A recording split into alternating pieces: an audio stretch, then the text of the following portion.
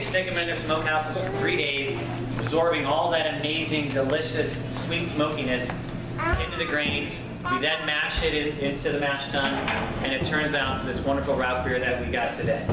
So without you guys at Seltzer's, obviously this wouldn't happen. We're very excited to see where this partnership will go.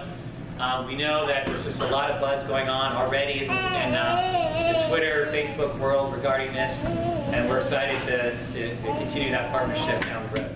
So thank you. Whose idea was it?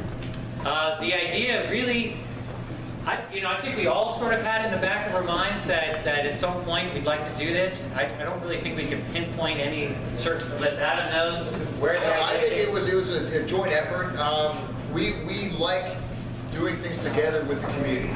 So we want to tie into some other stronger pillars of the community that are already just well established and have a great reputation. And there are some smoked beers out there. There's some bacon flavored beers out there. And we have a great thing here in town, and that's a smoked Bologna. And why not? Nobody's done one before, and nobody's definitely done one this good. So we're really proud of what we came up with, and we hope hope everybody else really enjoys it as well. Yeah, Josh, our brewery, he went through about 8 different styles, batches, to get to where we are now, and he nailed it. And I think, seeing everybody's response, like everybody's surprised when they first take the sip how good it really is. And we're excited to see more responses in the same way. Also want to let you know that Seltzer's we have bologna out for people that want to try the bologna with the beer. Obviously a great combination, or just need something sweet and smoky to drink. We have lots of stuff going on next week for our 1-year anniversary celebration. You can see those on the table here. Patrick, I just had one of your Snitz Creek salads, and it was fantastic. I loved the brie, the way that tuna steak was cooked, and then it had sesame seeds and craisins in it, and balsamic vinaigrette or something. Yep.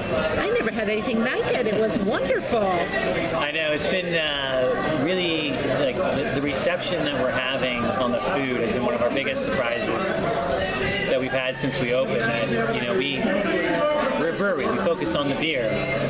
But as a family, my wife, myself, my brother-in-law, and my sister, we wanted to be able to eat here and enjoy the food, so we wanted to make sure it was, one, quality ingredients, two, that we source as much as we can locally, because we also wanted to support everybody around us. And, I think it just sort of fell into place, and everybody sort of thought the same thing that we thought. And it was, it took us a long time to get it under control because how popular it was.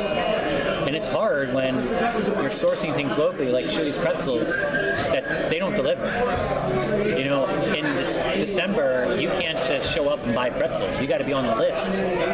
So when I get there in January before we opened last year, and there was a line, it's like, why is everybody in line? Oh, we're putting our name in for next year, next Christmas. And I was like, well, what am I going to do when we're running a restaurant and I'm selling you pretzels? And they're like, I don't know.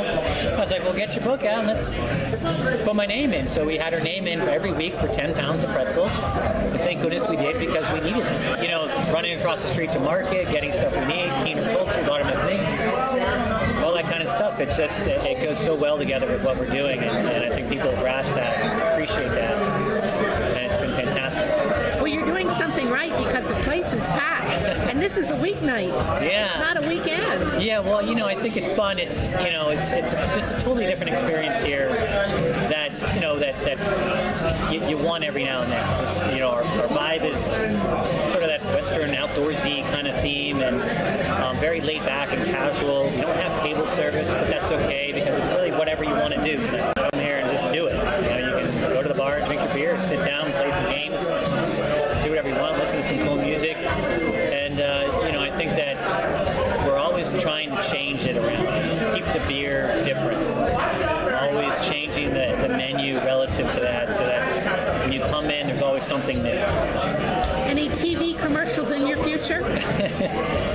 No, but we did do a Fox News cooking show with our chef, Mike. We're doing another one next week, or 2 weeks from now, where we go to their studio, and we also love to put our beer in the food. We make the beer, and we use the beer to also make our food.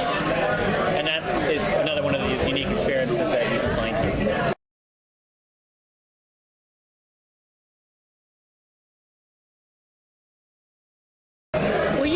just remind me of those two guys standing in the cranberry bog. And I'm just thinking, you guys could be right down there by the Smokehouse with that number 7 and pulling the grain out or putting it in or something, you know. I think it'd be a great TV commercial. And I don't know how you can make the smell go across the TV, but I know when that bologna is smoking, it smells wonderful. Yeah, if you're from, say, Colorado, you smell that smoke and you think that's amazing. Everybody around here smells bologna. You know, they recognize that bologna smell.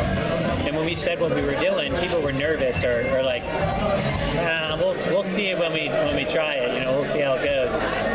And there's this expectation that it's gonna taste like full-on bologna, and it's not. If you had no idea that what bologna tastes like, you would think this is an amazing smoky beer.